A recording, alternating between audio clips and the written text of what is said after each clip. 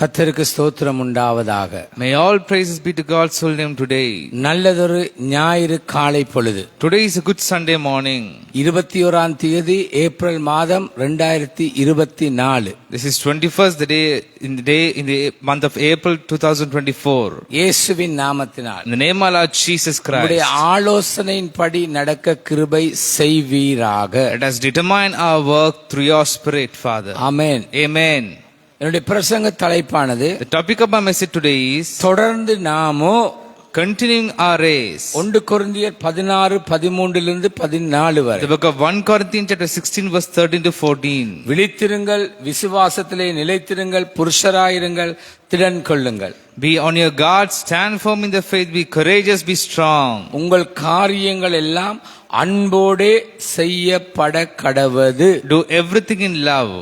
கிறிஸ்தவ ஓட்டத்தில் இறுதி வரை வேத அறிவுரைகளின்படி நடக்க வேண்டும். We are expected to run our race according to the advice given in the Bible until the end. முதலாவது குறிப்பு, As my first point, விழித்திருக்க வேண்டும். we need to be vigilant. கள்ள உபதேசங்கள், பாவ சோதனைகள், ஆவிக்குரிய வாழ்க்கை வேத வார்த்தையில் தங்கியிருக்கும்படியும் தொடர்ந்து நிலைத்திருக்கும்படியும் விழித்திருக்க வேண்டும். False teachings, temptations, we need to be vigilant so that we will remain in God's word and godly life. உபாகமம் 4:10. The book of Deuteronomy chapter 4 verse 10. உன் கண்கள் கண்ட காரியங்களை நீ மறவாத படிக்கும், உன் ஜீவனுள்ள நாளெல்லாம் அவைகள் உன் இருதயத்தை விட்டு நீங்காத படிக்கும் நீ எச்சரிக்கையாயிருந்து உன் ஆத்துமாவை ஜாக்கிரதையாய் காத்துக்கொள், அவைகளை உன் பிள்ளைகளுக்கும் உன் பிள்ளைகளின் பிள்ளைகளுக்கும் அறிவிக்க கடவாய். Remember the day you stood before the Lord your God at Horeb, when he said to me, assemble the people before me to hear my words, that they may learn to revere me as long as they live in the land, and may teach them to their children. இரண்டாவது குறிப்பு, As my second point, விசுவாசத்தில் உறுதியாய் நிலைத்திருக்க வேண்டும். remain steadfast in your faith.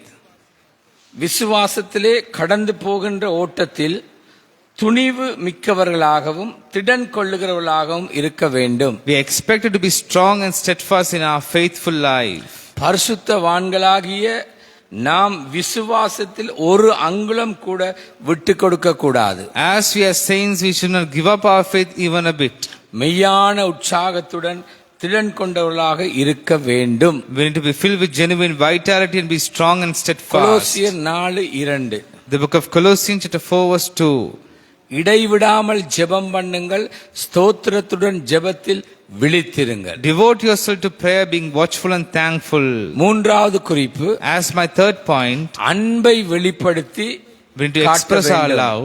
அன்பை வெளிப்படுத்தி காட்ட வேண்டும். We need to express our love. ஒன்று தேவனுக்கும், இரண்டு பிறருக்கும் உண்மை உள்ளவர்களாக இருக்க வேண்டும். One, we need to be truthful to both God and others. உண்மையிலே தங்களையே அர்ப்பணிக்க வேண்டும் என்பதே பொருளாகும். It simply means that we need to surrender ourselves. பாரபட்சமற்றதாக இருக்க வேண்டும். One, let us be impartial.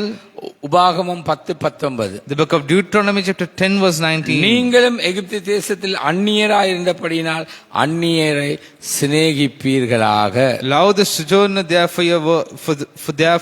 for you were sojourners in the land of Egypt. தன்னலமற்றதாக. To let us be unselfish. மத்தேயு 22:39. The book of Matthew chapter 22 verse 39. இதற்கு ஒப்பாயிருக்கிற இரண்டாம் கற்பனை என்னவென்றால், உன்னிடத்தில் நீ அன்பு கூறுவது போல பிறனிடத்திலும் அன்பு கூறுவாயாக என்பதே. And the second is like unto it, thou shalt love thy neighbor as thyself. கிறிஸ்துவின் அன்பை மாதிரியாக்கி. Let us take the model of Jesus' love. யோவான் 15:12. The book of John chapter 15 verse 12. நான் உங்களில் அன்பாய் இருக்கிறது போல நீங்களும் ஒருவரில் ஒருவர் அன்பாய் இருக்க வேண்டும் என்பது என்னுடைய கற்பனையாயிருக்கிறது. My command is this, love each other as I have loved you. இறுதியாக அன்பை காட்ட வேண்டும். Finally, we must show our love to others. நாமத்தினால், In the name of Lord Jesus Christ, விழித்திருந்து, by being vigilant, விசுவாசத்தை காத்து, by protecting our faith, அன்பை வெளிப்படுத்தி, by expressing love to others, ஓட்டத்தையோட கிருபை செய்வீராக. help us to run this race. இயேசுவின் In the நாமத்தினால். name of Lord Jesus Christ, I amen, pray. Amen, amen. Amen, amen, amen. கர்த்தர் தாமே உங்களை ஆசீர்வதிப்பார். May God bless you abundantly.